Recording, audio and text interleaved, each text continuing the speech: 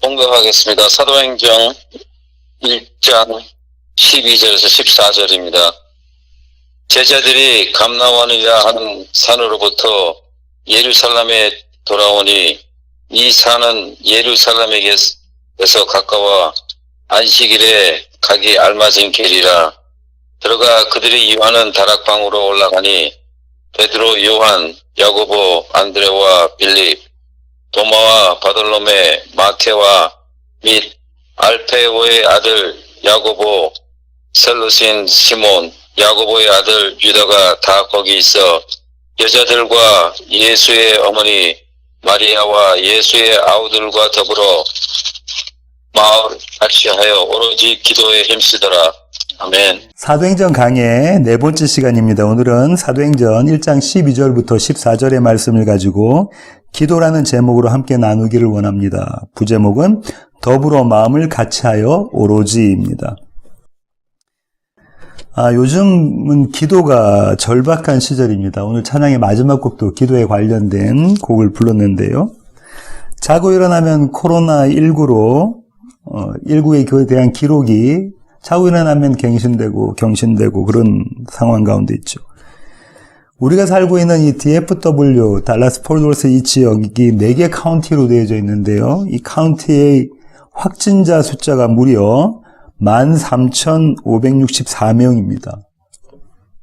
13,564명. 사망자 수가 349명이나 되고요.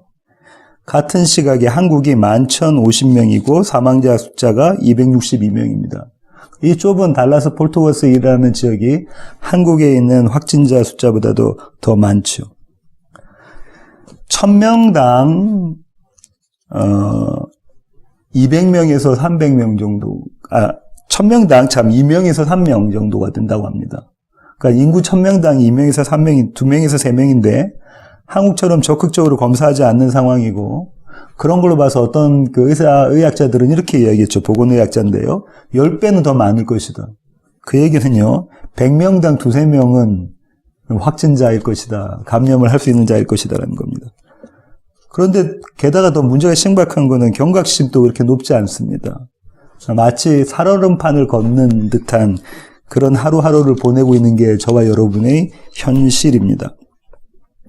지난주 초에 우리는 한마음으로 함께 기도했었습니다. 다행히 걱정하지 않아도 된다는 좋은 소식을 듣게 되었고요.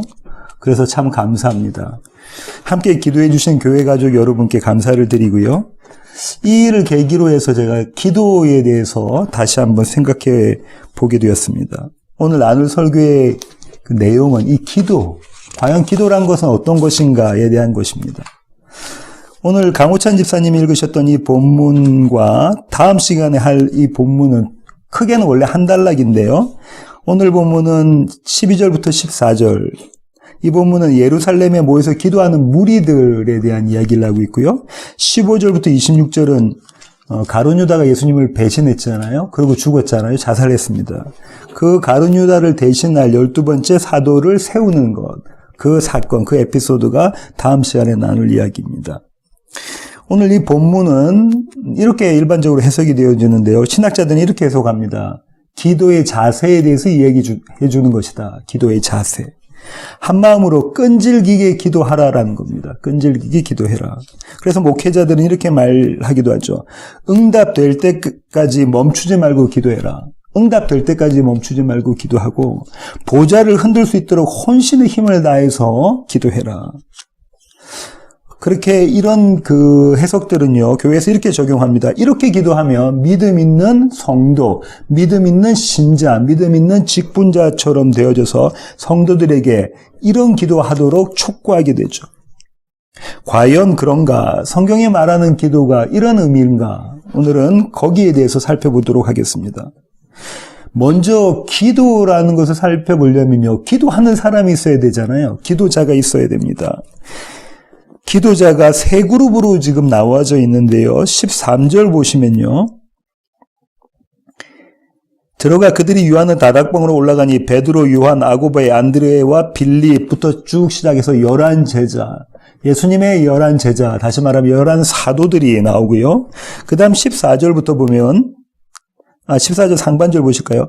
여자들과 예수의 어머니 마리아와 예수의 아들과 예수님의 가족들이라는 그룹이 또 나옵니다.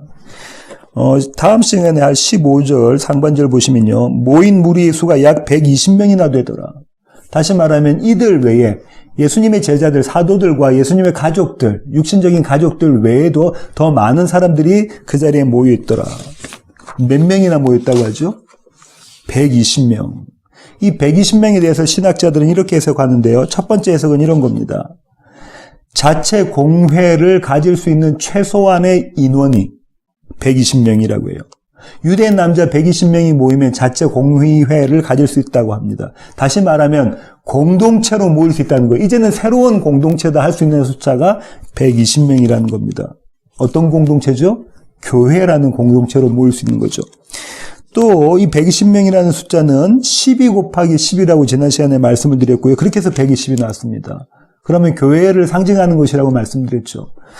계시록에 이 장면이 나오는데 오늘 한번 찾아보도록 하죠. 계시록 7장 4절입니다. 요한계시록 7장 4절입니다. 찾으셨으면 제가 한번 읽어보겠습니다. 내가 인침을 받은 자의 수를 들으니 이스라엘 자손의 각 지파 중에서 인침을 받은 자들이 14만 4천이니 어떤 사람들이요? 인침을 받은 사람. 예수님의 신부라고 하나님의 백성이라고 참 이스라엘이라고 도장받은 사람들이 그렇다는 거죠. 5절부터 보면 유다 지파 중에 인침을 받은 자가 1만 2천이요. 계속해서 1만 2천이요, 1만 2천이요, 1만 2천이요 그렇게 나옵니다. 12지파 모두가 그렇게 나오죠. 그렇게 해서 12 곱하기 1만 2천. 다시 말하면 12 곱하기 12 곱하기 1000이라는 숫자가 됩니다. 1000, 10이라는 숫자가 꽉 찬 수라고 말씀드렸고요. 꽉 차여져 있는 그 숫자라고 말씀을 드렸죠. 9절 한번 보실까요? 계시록 7장 9절입니다. 이 일 후에 내가 보니 각 나라와 족속과 백성과 방언에서 아무도 능히 셀 수 없는 큰 무리가 나와 흰옷을 입고 손에 종려가지를 들고 보좌 앞과 어린 양 앞에 서서 큰 소리로 외쳐 이르되 구원하심이 보좌에 앉으신 우리 하나님과 어린 양에게 있도다. 어떤 사람들이요? 아무도 셀 수 없는 많은 사람들이, 어떤 사람, 흰옷을 입은 사람들이, 아무도 셀 수 없이 엄청 많은 14만 4천보다 더 많다는 거죠. 아무도 셀 수 없는 엄청나게 많은 사람들이 나왔더라. 그들이 하는 이야기가 뭡니까? 그들이 하는 외침이 뭐죠? 그들이 하는 노래가 뭡니까? 구원하심이 어디에 있다고요? 하나님과 어린 양께 있더라. 그것이 우리의 구원이다라고 이야기하고 있는 거죠. 13절 장로 중 하나가 응답하여 나에게 이르되 이 흰옷 입은 자들이 누구며 또 어디서 왔느냐 내가 말하기를 내 주여 당신이 아시나이다 하니 그가 나에게 이르되 이는 큰 환란에서 나오는 자들인데 어린 양의 피에 그 옷을 씻어 희게 하였느니라. 그들이 흰옷을 입었는데 그 흰옷이 뭐라는 거죠? 어린 양의 피로 씻은 옷. 어린 양의 십자가에 달리심, 예수 그리스도의 십자가에 달리심으로 구속받은 자들, 그들이 입고 있는 옷이 흰옷이라는 거죠. 교회가 입고 있는 옷이 흰옷이라는 겁니다. 무슨 이야기를 하고 있는 거냐면, 그러면 이 지금 120명이라는 이 다락방에 모였던 이 120명이라는 것은 곧 하나님의 백성, 이스라엘의 모형으로서의 교회, 이스라엘을 모형으로 하고 있는 교회라는 새로운 공동체라는 겁니다. 이제 이전과는 다른 새로운 공동체가 만들어졌다라는 거죠. 그게 기도하는 사람들입니다. 다시 말하면 교회 이꼴 기도하는 사람들. 교회의 이 정체성이 뭐라고요? 기도하는 자들이라는 겁니다. 그 다음에 우리가 찾아볼 것은요, 생각해 봐야 될 것은 기도의 자세인데요. 14절 하반절 한번 보실까요?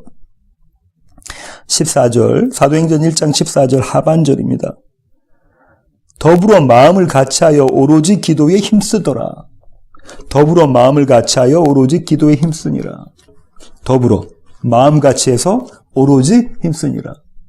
어떤 목회자는, 어떤 설교자는 이렇게도 이야기합니다. 이것은 몰입을 이야기하는 것이다. 이렇게도 이야기를 합니다. 이 기도의 자세, 첫 번째 더불어, 이거 함께 모인다는 거죠. 그래서 이것을 교회에서들은 어떻게 적용하냐면 새벽 기도, 철야 기도, 이렇게 모여서 하는 기도에 대한 이야기들을 합니다. 두 번째는 마음을 같이하여. 이 마음을 같이 한다는 것은 한 마음으로입니다. 한 마음으로. 정교회인 특별 새벽 기도, 특세, 정교회인 특철, 특별 철야 기도. 나라를 위한 기도회, 구국 기도회로 모이기도 하고요. 심지어 수능을 위한 기도회로 수험생들과 수험생의 부모들이 모이는 수능 기도회, 이런 것도 하기도 합니다. 마음을 같이해서 한 마음으로 모이는 것. 그 다음에 기도의 자세는 오로지인데요. 이 오로지는 사실상은 끊임없이 쉬지 않고입니다. 끊임없이 쉬지 않고.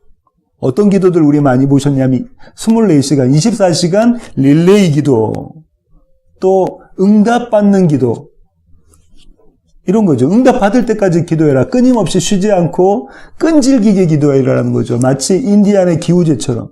인디안의 기우제가 그렇다고 하잖아요. 비 올 때까지 기도한다.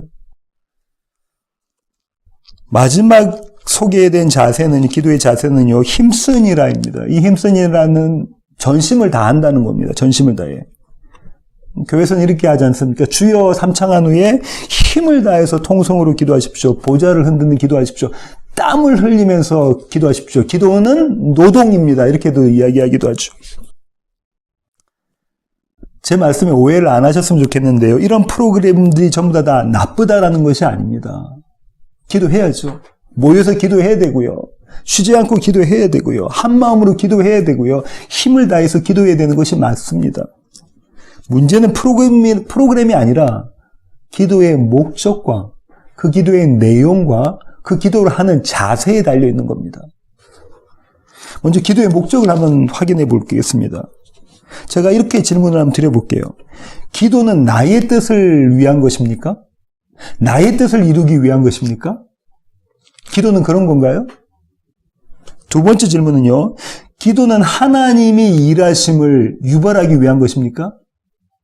하나님이 우리의 기도로, 나의 기도로 이제 기도를 들으시고 열심히 일하게 하시기 위해서 하나님의 일하심을 유발하기 위해서 우리가 기도를 하나요? 성경의 대답은 두 개 다 아니요입니다. 에스겔 36장 36절 보시겠습니다. 에스겔 36장 36절부터입니다. 제가 한번 읽어보겠습니다. 너희 사방에 남은 이방 사람이 나 여호와가 무너진 곳을 건축하며 황폐한 자리에 심은 줄을 알리라. 나 여호와가 말하였으니 이루리라.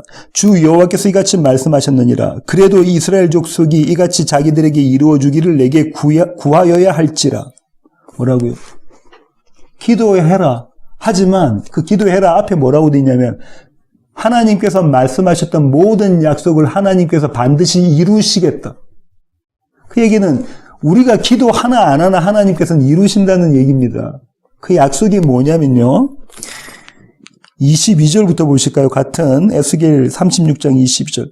그러므로 너는 이스라엘 족속에게 이르기를 주 여호와께서 이같이 말씀하시기를 이스라엘 족속아 내가 이렇게 행함은 너희를 위함이 아니요 너희가 들어간 그 여러 나라에서 더럽힌 나의 거룩한 이름을 위함이라. 지금 뭐라고 주님 말씀하셨냐면 이스라엘이 어떻게 했다는 거예요? 하나님의 백성으로 구별된 자들이 어떻게 했다는 거죠? 하나님의 이름을 빛나고 영광스럽게 밝게 그렇게 하는 것이 아니라 어떻게 했다고요? 더럽혔다. 그게 이스라엘의 지금 모습이라는 거죠. 그런데 내가 이 이름을 거룩하게 하는데 그것은 너희를 위한 것이 아니다. 23절 여러 나라 가운데서 더럽혀진 이름 곧 너희가 그들 가운데서 더럽힌 나의 큰 이름을 내가 거룩하게 할지라. 주님이 그렇게 하신다는 거예요. 내가 그들의 눈앞에 너희로 말미암아 나의 거룩함을 나타내리니 내가 여호와인 줄을 여러 나라 사람이 알리라. 주 여호와의 말씀이니라. 어떻게 하신답니까? 내가 너희를 여러 나라 가운데에서 인도하여 내고 여러 민족 가운데서 모아 데리고 고국 땅에 들어가서 맑은 물을 너희에게 뿌려서 너희로 정결하게 하되 곧 너희 모든 더러운 곳에서와 모든 우상 숭배에서 너희를 정결하게 할 것이며 또 새 영을 너희 속에 두고 새 마음을 너희에게 주되 너희의 육신에서 굳은 마음을 제거하고 부드러운 마음을 줄 것이며 또 내 영을 너희 속에 두어 너희로 내 율례를 행하게 하리니 너희가 내 규례를 지켜 행할지라. 내가 너희 조상들에게 준 땅에서 너희가 거주하면서 내 백성이 되고 나는 너희 하나님이 되리라. 처음부터 주님께서 이스라엘에게 주셨던 약속이 뭐냐면요. 너희는 나의 백성이 되고 나는 너희의 하나님이 될 것이다. 나는 너희의 왕이 될 것이다. 내가 너희를 다스릴 것이다 라는 것이 처음부터 주셨던 약속인데 이스라엘이 그것을 배신하죠. 하나님 외에 다른 왕을 섬깁니다. 그들의 왕이 돼서 그들 스스로 왕이 돼서 하나님의 이름을 더럽히죠. 모욕합니다. 하지만 그럼에도 불구하고 하나님께서 당신의 약속을 이루시기 위해서 그들을 다시 하나님의 거룩한 땅, 약속의 땅, 이스라엘로 데리고 오셔서 이제는 그들 마음 가운데 무엇을 주신다고요? 새 영, 성령을 부어주셔서 그들을 깨끗하게 만들 것이다. 그래서 원래부터 약속하셨던 너희는 나의 백성이 되고 나는 너희의 하나님이 될 것이다. 이 약속을 지켜내신다는 겁니다. 그러면서 나온 구절이 36절이에요. 이 약속 내가 이루리라. 이 약속 내가 이룰 것인데 그러나 너희는 기도하라. 그러나 너희는 기도하라는 거예요. 기도해서 이 약속을 주님께서 이루어 주시는 것이 아니라 하나님께서 이 약속을 이루실 것인데 그러나 너희는 기도하라. 그 기도의 목적이 뭡니까? 주님께서 에스겔서에서 말씀하시는 기도의 목적이 뭡니까? 하나님을 내 뜻대로 움직이게 하는 것이 기도의 목적이 아니라 내 뜻이 하나님 뜻에 맞춰지도록 하는 것이 기도의 목적이라고 주님 에스겔서에서 분명히 말씀해 주시네요. 기도는 너희를 위한 것이요. 너희가 나의 뜻을 아는 것이고 나의 뜻을 너희 마음 가운데 새기는 것이야. 그것이 기도의 목적이라는 것이죠. 그럼 이제 기도의 내용을 살펴보도록 하겠습니다. 기도의 내용은요, 4절과 5절, 사도행전 4절과 5절에서 나왔는데요. 다시 한번 사도행전 1장 4절과 5절 한번 보실까요? 찾으셨으면 제가 읽어보겠습니다. 사도와 함께 모이사 그들에게 분부하여 이르시되 예루살렘을 떠나지 말고 내게서 들은 바 아버지께서 약속하신 것을 기다리라. 요한은 물로 침례를 베풀었으나 너희는 몇 날이 못되어 성령으로 침례를 받으리라 하셨느니라. 기도의 내용이 뭡니까? 뭘 기다리라는 거예요? 뭘 구하라는 거예요? 하나님께서 약속하셨던 그것을 구해라. 하나님의 약속의 성취를 구해라. 성령을 기다려라. 이것이 기도의 내용이라고 합니다. 너희가 성령으로 침례를 받게 되면 너희 가운데 성령으로 처음 머리부터 발끝까지 덮여지게 되면 하나님 나라를 위해서 그 나라의 세워짐을 위해서 그렇게 너희가 일할 것이다. 지난 시간에 하나님의 나라에 대해서 저희가 살펴봤는데요. 이것을 위해서 너희가 기도해라. 이 기도의 내용은요. 오늘 본문의 첫 구절이 감난산이라는 데가 나옵니다. 제자들이 감난산, 올리브산인데요. 거기서부터 예루살렘으로 들어가는 장면이 나왔잖아요. 이 올리브산, 감난산 하면 생각나는 기도가 있습니다. 이 감난산의 한 자락에 어떤 동산이 있었냐면요. 작은 겟세만의 동산이 있었습니다. 이 겟세만의 동산 하면 누가 기도하신 자리죠? 예수님이 기도하신 자리입니다. 우리가 마태복음에서 찾아봤지만 이번에는 누가복음에서 한번 찾아볼까요? 누가복음 22장 39절부터 보시겠습니다. 누가복음 22장 39절로 46절인데요. 22장 39절. 예수께서 나가서 습관을 따라 감난산에 가시매 제자들도 따라갔더니 그곳에 이르러 그들에게 이르시되 유혹에 빠지지 않게 기도하라 하시고 그들을 떠나 돌 던질 만큼 가서 무릎을 꿇고 기도하여 이르시되 아버지여 만일 아버지의 뜻이거든 이 잔을 내게서 옮기시옵소서 그러나 내 원대로 마시옵고 아버지의 원대로 되기를 원하나이다 하시니 천사가 하늘로부터 예수께 나타나 힘을 더하더라.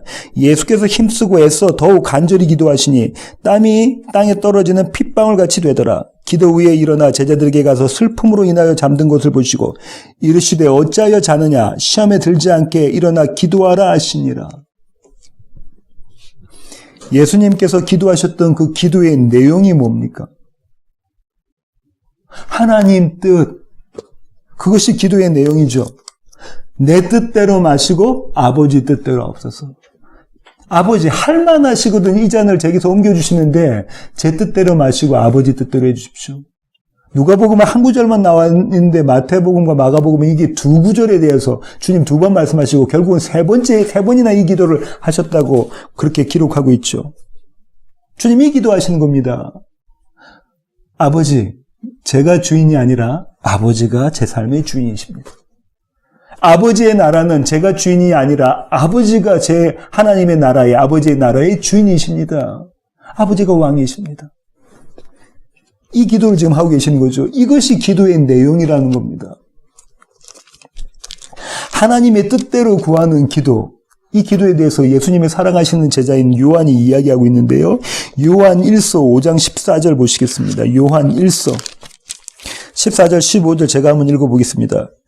그를 향하여 우리가 가진 바 담대히 담대함이 이것이니 그의 뜻대로 무엇을 구하면 들으심이라. 우리가 무엇이든지 구하는 바를 들으시는 줄을 안즉 우리가 그에게 구한 그것을 얻은 줄을 또한 아느니라. 우리는 15절에만 관심이 있습니다. 우리가 구한 것은 하나님께서 들으신 바 되었으니 하나님께서 다 주실 것이다. 우리가 구하는 것 모든 것 다 주님께서 주실 것이다. 14절 뭐라고 말씀하시냐면 우리가 담대함을 가질 것인데 그의 뜻대로 무엇을 구하면 들으심이라. 하나님의 뜻대로 구한 것은 들어주신다는 겁니다. 아까 에스겔서에서 우리가 찾아봤죠. 하나님께서 먼저 이 일을 하나님의 뜻을 다 이루실 것이다. 근데 너희가 기도하라. 왜 기도해야 된다고 했죠? 그 기도의 목적이 뭐라고 그랬죠? 내 뜻이 아니라 아버지의 뜻이 내 가운데서 이루어지기를 위해서 기도하라는 거잖아요. 이 기도가 보좌를 흔드는 기도입니다. 이 기도가 반드시 응답받는 기도인 거죠. 어떤 기도예요? 아버지 뜻을 구하는 기도. 아버지 뜻대로 내 가운데서 이루어지기, 그걸 원하는 기도. 아버지의 뜻이 제 삶 가운데, 제 생각 가운데, 제 모든 행동 가운데 이루어지기를 원합니다. 그 기도 주님께서 들어주신다라는 겁니다. 주님은 이 기도를 통해서요, 기도의 내용을 가르쳐 주셨고요. 당신의 겟세마네 기도를 통해서. 또한 더불어서 기도의 자세, 기도하는 사람은 이런 자세로 기도해라 라고도 가르쳐 주고 계십니다. 기도는 어떻게 해야 되는지를 가르쳐 주고 계시는 거죠. 오늘 본문인 다시 사도행전으로 돌아오시면요. 사도행전 1장 14절 하반절 보시면 더불어 마음을 같이하여 오로지 기도에 힘쓰더라. 여기 오로지, 더불어, 마음을 같이해서 힘쓰니라. 근데 이 오로지와 힘쓰니라는 원래는 한 단어예요. 한 단어인데 이게 두 가지 뉘앙스를 가지고 있는데 그 두 가지 뉘앙스가 뭐냐면 변함없이, 쉬지 않고, 끊임없이, 지속적으로라는 뉘앙스와 힘쓰다라는 거, 애쓰다라는 뉘앙스를 가지고 있습니다. 이 한 단어 안에. 그러니까 한마디로 말하면 변함없이 계속적으로 지속적으로 애쓰고 있는 거, 힘을 쓰고 있는 거, 이걸 말하고 있는 단어가 이 단어인데요. 오로지부터 먼저 생각해보면 이렇습니다. 오로지는 끊임없이 한다는 거잖아요. 쉬지 않고 한다는 겁니다. 주님 아까 누가복음에서 겟세마네 기도를 하시는데 어떤 구절이 나오냐면요. 습관에 따라라고 나옵니다. 습관에 따라. 다시 누가복음 22장 한번 가보실까요? 누가복음 22장 39절. 예수께서 나가서 습관을 따라 감난산에 올리브산에 가시매 제자들도 따라갔더니. 습관에 따라. 이거는 시간을 정해놓고 규칙적으로 기도했다. 이런 뜻일 수도 있지만 더 깊이 있는 의미는요. 이 습관을 따라라는 것은 어떤 의미냐면요. 깨어있다라는 겁니다. 졸지 않고 깨어있다는 거예요. 늘 깨어있다라는 겁니다. 영적으로 깨어있다는 겁니다. 하나님의 원함이 무엇인지, 하나님의 뜻이 무엇인지, 하나님께서 나에게 바라시는 것이 도대체 무엇인지를 아는 것. 이 상황과 이 형편과 이 문제 가운데 하나님께서 나에게 말씀하시고자 하시는 것이 도대체 무엇인가 그것을 깨닫는 것. 그것이 깨어있음입니다. 이 깨어있음. 이 깨어있음에서 있음에 대해서 바울은 이렇게 이야기하는데요. 골로새서 4장 2절 한번 보실까요? 찾으셨으면 제가 한번 읽어보겠습니다. 기도를 계속해서 기도하는 것, 지속적인 기도, 끊임없는 기도가 나왔죠. 기도에 감사함으로 깨어있으라. 바울이 이렇게 이야기합니다. 늘 깨어있으라. 이 바울의 이 지금 요청에 대해서 이 골로새에 있는 교회 성도들에게 보내는 이 편지에서 요청하고 있는 기도를 하는데 그 기도는 계속적으로 해야 되고 쉬지 말고 기도해야 되고 그 다음 깨어 있어야 되고 그 다음 기도에 감사가 있어야 된다. 이 이야기를 하고 있습니다. 조금 이따 더 살펴보도록 하죠. 두 번째 기도의 자세는요. 힘쓰니라인데요. 전심을 다해서 라는 뜻을 갖고 있습니다. 전심을 다해서. 헌신하는 거죠. 헌신하는 것. 자, 오늘 아까 누가복음 22장에 보면 어떻게 표현되어 있냐면 이렇게 표현되어 있습니다. 44절. 예수께서 힘쓰고 애써 더욱 간절히 기도하시니 땀이 땅에 떨어지는 핏방울같이 되더라. 마치 땀방울이 핏방울처럼 될 정도로 전심을 다해서 하시더라라는 겁니다. 그렇게 기도하시더라.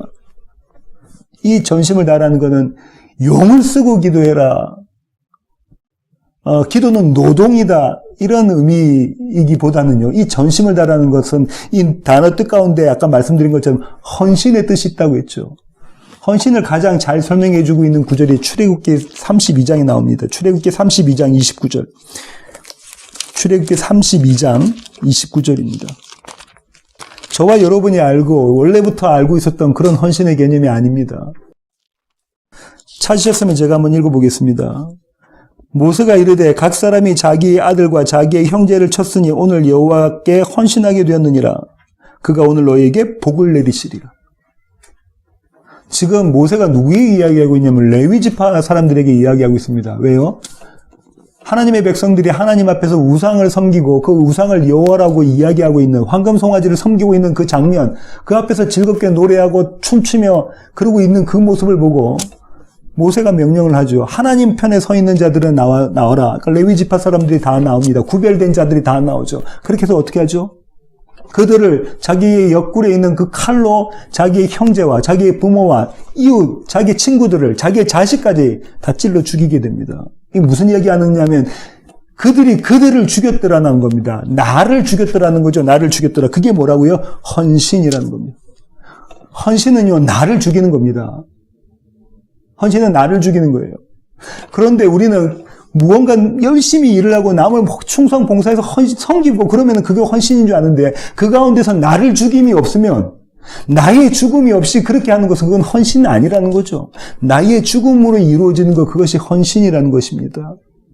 그때 주님 뭐라고 말씀하시냐면 그 헌신된 자는 복이 있는 자다. 그렇죠? 그가 오늘 너에게 복을 내리시리라. 그 헌신 있는 자는 복이 있는 자다. 왜냐하면 그 가운데 자기는 죽고 예수 그리스도의 사심으로 생명이 있기 때문에, 그 생명이 있기 때문에 그렇다는 거죠. 그래서 주님은 내 뜻대로 마시고 아버지 뜻대로 해주십시오.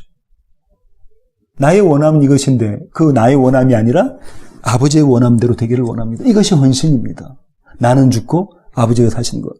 나는 죽고 그리스도가 사시는 것. 이것이 헌신입니다. 바울은 이렇게 이야기합니다. 로마서 12장 12절입니다. 로마서 12장 12절입니다. 찾으셨으면 제가 한번 읽어보겠습니다. 소망 중에 즐거워하며 환난 중에 참으며 기도에 항상 힘쓰며, 힘을 다하라는 거죠. 기도에 힘을 다해라. 11절 보시면 부지런하여 게으르지 말고 쉬지 말고 나태하지 말고 깨어 있어서 기도해라. 열심을 품고 주를 섬겨라. 근데 14절 한번 보실까요? 너희를 박해하는 자를 축복하라. 축복하고 저주하지 말라. 이게 헌신의 모습입니다. 나를 싫어하고 나를 미워하고 나에게 모함하는 자를 지금 어떻게 하라는 겁니까? 그를 축복해. 당시 이들의 박해는요, 생명을 놓고 하는 박해죠. 생명을 위협받는 그 박해입니다. 그런데 뭐라고 하죠? 그들을 축복해. 그들을 축복하고 그들에게 하나님의 생명, 예수 그리스도의 복음을 전해라는 겁니다. 그것이 헌신이라는 거죠. 나를 죽고 그리스도가 사시는 것. 세 번째로요, 마음을 같이 하라라고 이야기하는데요. 이 마음을 같이 하라라는 것은 한 마음으로 하라는 겁니다. 한 마음으로. 한 마음으로 하라는 거죠. 사도행전 2장 46절 보실까요? 날마다 마음을 같이하여 성전에 모이기를 힘쓰고 집에서 떡을 떼며 기쁨과 순전한 마음으로 음식을 먹고 하나님을 찬미하며 온 백성에게 칭송을 받으니 주께서 구원받는 사람을 날마다 더하게 하시니라. 뭐라고 되냐면 날마다 마음을 같이하여. 초대교회가 그렇게 했다는 거예요. 날마다 마음을 같이 했다는 거죠. 한 마음을 가졌다는 겁니다. 한 장 더 넘기셔서요. 4장 24절 보실까요? 그들이 듣고 한 마음으로 하나님께 소리를 높여 이르되 대주제여 천지와 바다와 그 가운데 만물로 지은 이시오. 한 마음으로 지금 뭔 이야기 지금 하고 있냐면 복음에 대한 이야기, 하나님에 대한 이야기를 하고 있는 겁니다. 이 한 마음으로가 겟세마네 동산에 예수님의 기도에서는 어떤 모습으로 드러났었냐면요. 천사가 하늘로부터 와서 예수님의 기도를 도왔다는 구절이 나옵니다. 천사가 하늘로부터 내려와서 예수님의 기도를 도왔더라. 다시 누가복음 22장으로 한번 가보실까요? 누가복음 22장 43절. 42절에서 지금 주님께서 이렇게 기도하셨잖아요. 만일 아버지의 뜻이거든 이 잔을 내게서 옮기시옵소서. 그러나 원대로 마옵시고 아버지의 뜻대로 되기를 원합니다. 그 다음 구절이 뭐냐면 천사가 하늘로부터 예수께 나타나 힘을 더하더라. 저는 이 구절을요, 천사가 내려와서 예수님을 기도하시는데 막 옆에서 도왔다 이렇게 해석하지 않고요. 이 구절은 하나님의 영으로 하시는 그 기도에 된다고 저는 그렇게 해석을 합니다. 하나님의 영으로 하시는 기도. 한 마음으로, 하나님과 같으신 마음으로, 그분의 영의 마음으로 기도하는 것. 에베소서 4장 3절 보실까요? 평안에 매는 줄로 성령이 하나 되게 하신 것을 힘써 지키라. 몸이 하나요 성령 또 한 분이시니 이와 같이 너희가 부르심의 한 소망 안에서 부르심을 받았느니라. 주도 한 분이시요 믿음도 하나요 침례도 하나요 하나님도 한 분이시니 계속 하나됨에 대해서 연합에 대한 이야기를 하고 있죠. 이 연합이 어떻게 기초한다고요? 하나님의 영으로, 성령으로 그 연합이 되어진다. 한 몸됨, 하나됨이 되어진다라는 거잖아요. 이 하나님의 영으로 기도해라라는 겁니다. 이 하나님의 영으로 기도해라. 한 군데 더 보겠습니다. 바울의 서신서인 로마서 15장 5절로 6절입니다. 로마서 15장 5절로 6절인데요. 찾으셨으면 제가 한번 읽어보겠습니다. 이제 인내와 위로의 하나님이 너희로 그리스도 예수를 본받아 서로 뜻이 같게 하여 주사 한 마음과 한 입으로 하나님 곧 우리 주 예수 그리스도의 아버지께 영광을 돌리게 하려 하노라. 여기서 본받아라는 것은 하나님의 영이 우리 가운데 함께 하셔서 그리스도의 영이 우리 가운데 함께 하셔서 그분과 동일한 모습으로라는 거죠. 뭐 어떻게 한다는 겁니까? 그분과 뜻이 같게 하여서 어떻게 한다는 거죠? 한 마음과 한 입으로 마음과 입술이 똑같이 어떻게 한답니까? 하나님 곧 우리 주 예수 그리스도의 아버지께 영광을 돌리게 한다는 거죠. 예배드린다. 그분을 찬양한다. 노래한다. 그분께 그렇게 기도한다는 겁니다. 마음을 같이 하여 기도하는 것. 마지막 네 번째 기도의 자세인 더불어를 한번 보겠습니다. 이 더불어는 함께 모여서 기도한다는 거잖아요. 주님은 겟세마네 동산에 기도하러 가실 때 제자들 데리고 가십니까? 예, 데리고 가십니다. 특별히 사랑하는 세 제자는 따로 더 데리고 가시죠. 주님 혼자 가셔서 기도하셔도 되는데 제자들 데리고 가십니다. 무엇 이야기하시는 거냐면 교회는 기도하는 공동체답니다. 이 얘기죠. 더불어 함께 기도하는 공동체, 모여서 기도하는 공동체라는 이야기입니다. 모여서 기도하는 공동체. 사도행전 5장 12절 보실까요? 찾으셨으면 제가 한번 읽어보겠습니다.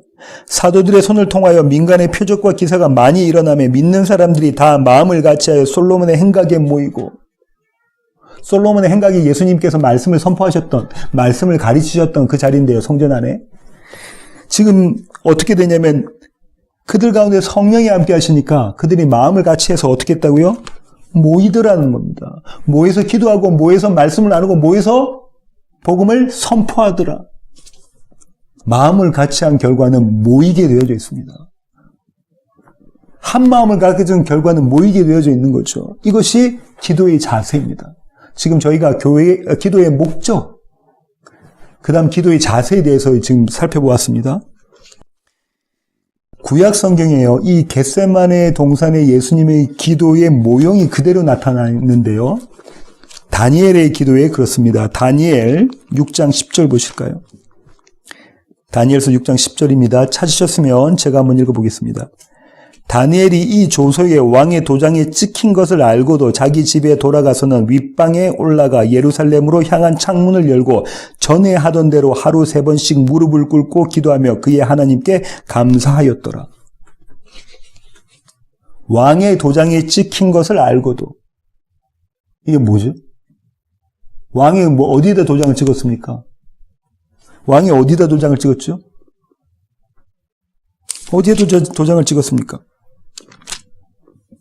이방신 섬기지 말라는 거죠.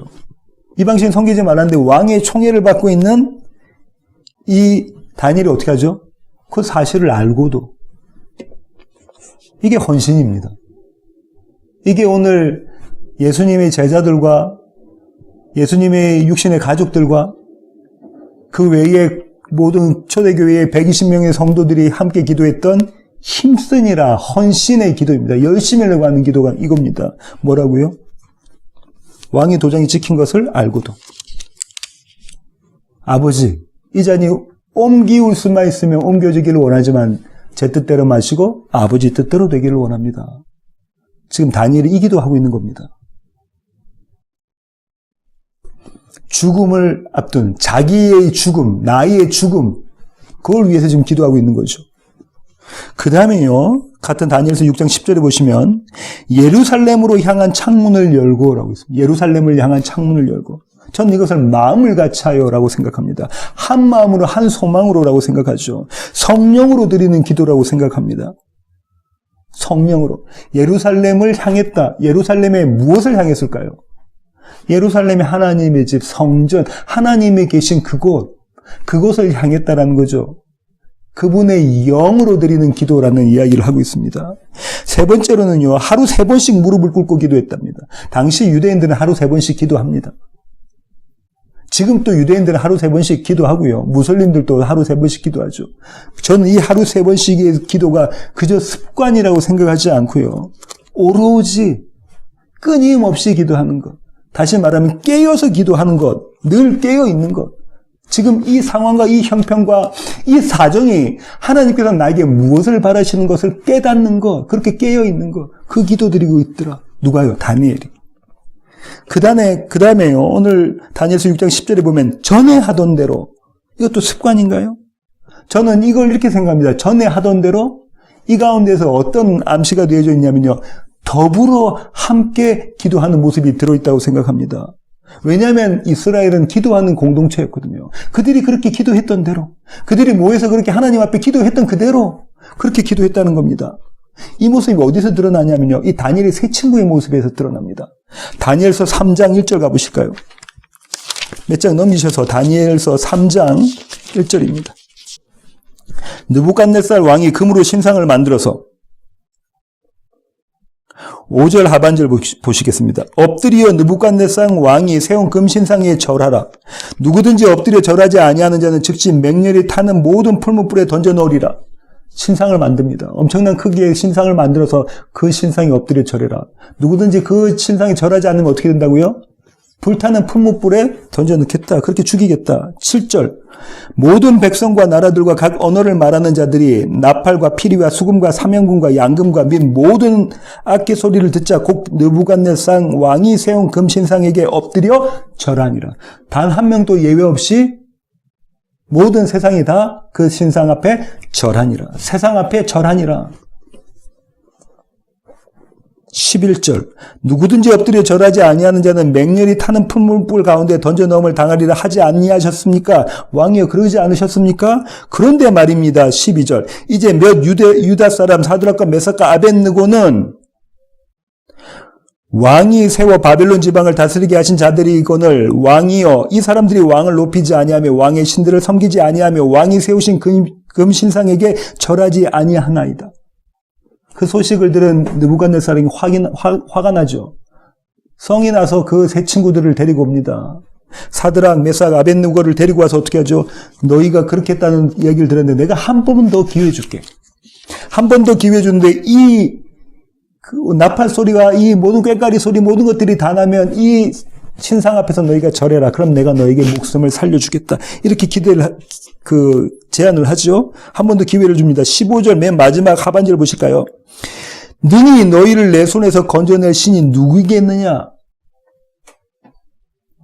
뭔 지금 이야기하고 있냐면 너희가 믿고 있는 그 신이 이런 상황과 환경과 형편 가운데 너희를 건져내지 못한다. 오직 건져낼 사람은 나 느부갓네살 왕밖에 없다. 이렇게 이야기하고 있는 거죠. 그때 그들이 이렇게 대답합니다. 16절. 사드락과 메삭과 아벳느고가 왕에게 대답하여 이르되 느부갓네살이여 우리가 이 일에 대하여 왕에게 대답할 필요가 없나이다. 왕이여 우리가 섬기는 하나님이 계시다면 우리를 맹렬히 타는 풀무불 가운데서 능히 건져내시겠고 왕의 손에서도 건져내시리이다. 그렇게 하지 아니하실지라도 왕이여 우리가 왕의 신들을 섬기지 아니하고 왕이 세우신 금 신상에게 절하지도 아니할 줄을 아옵소서. 지금 이 세 친구가 뭐라고 하냐면요. 우리 여호와 하나님께서 왕의 손에서부터 우리를 건져내실 것인데 만약에 그것이 하나님의 뜻이 아닐지라도 우리의 원함은 그것인데 만약에 그것이 하나님의 뜻이 아닐지라도 우리는 그 신상 앞에 절하지 않겠습니다.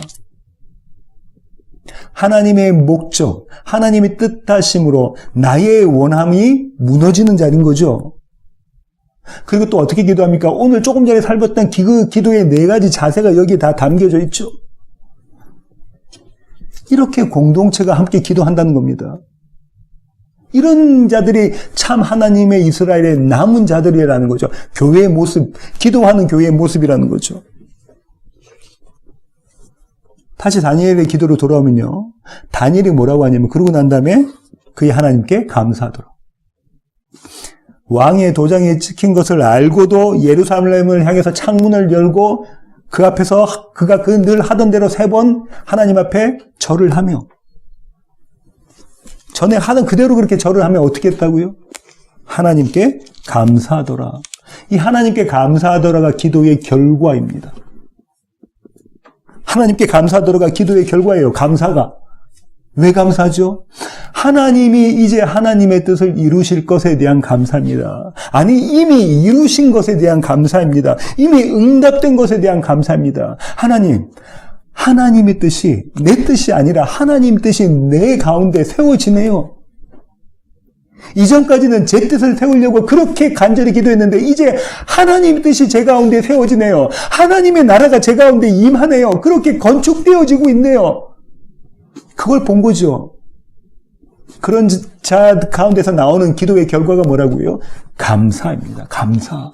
주님, 감사합니다. 이런 나를 이 자리로 옮기우셨네요. 라는 감사이죠. 오늘 설교의 결론을 맺도록 하겠습니다. 우리가 지금까지 기도의 목적과 기도의 내용과 기도의 자세에 대해서 쭉 살펴봤는데요. 그럼 우리가 드렸던 기도의 목적과 내용과 자세는 어떠했는가? 우리가 언제 기도하나요? 왜 기도합니까? 무엇을 놓고 간절히 기도하죠? 평소에는 그냥 형식적으로 기도하다가, 그죠? 평소에는 그냥 형식적으로 기도하다가 우리 발등에 불똥이 떨어지면 그때 이제 기도가 불이 붙기 시작합니다. 저만 그런가요? 우리 발등에 불이 떨어지면 그때부터 이제 기도가 불 붙기 시작해요. 뭐라고요? 그 발등에 불 좀 꺼달라고요. 이제 타 죽게 생겼으니까. 주님, 이제 타 죽게 생겼다니까요. 이 불똥 때문에. 그러니까 제발 빨리 응답해 주세요. 나의 원함을 빨리 채워주세요. 이 기도 드리지 않습니까? 그렇게 나의 원함을 꼭 반드시 기필코 성취해 주십시오. 그 기도가 관철되도록 그렇게 필생필사의 기도 드리지 않으십니까? 그런데 오늘 성경이 가르쳐준 기도는요. 저와 여러분에게 성경이 알려주는 기도는 그와는 사뭇 다릅니다.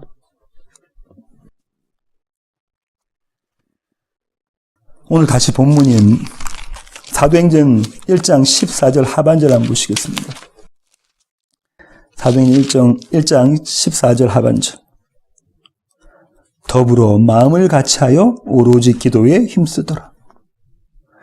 더불어 마음을 같이하여 오로지 기도에 힘쓰더라. 예수님의 제자들, 사도들만, 그리고 예수님의 육신적인 가족들, 마리아와 예수님의 동생들, 그 가족들만, 그리고 좀 잘 나가는, 그리고 열심을 내고 있는 그 120명의 열심히 특심인 그 사람들만 그렇게 했던 게 아니고요. 그 기도 드렸던 게 아니고요. 2장 41절부터 42절 보실까요?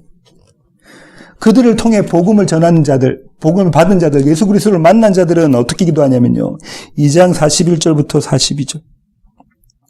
그 말을 받은 사람들은 침례를 받으며 이날의 신도의 수가 3,000이나 더하더라.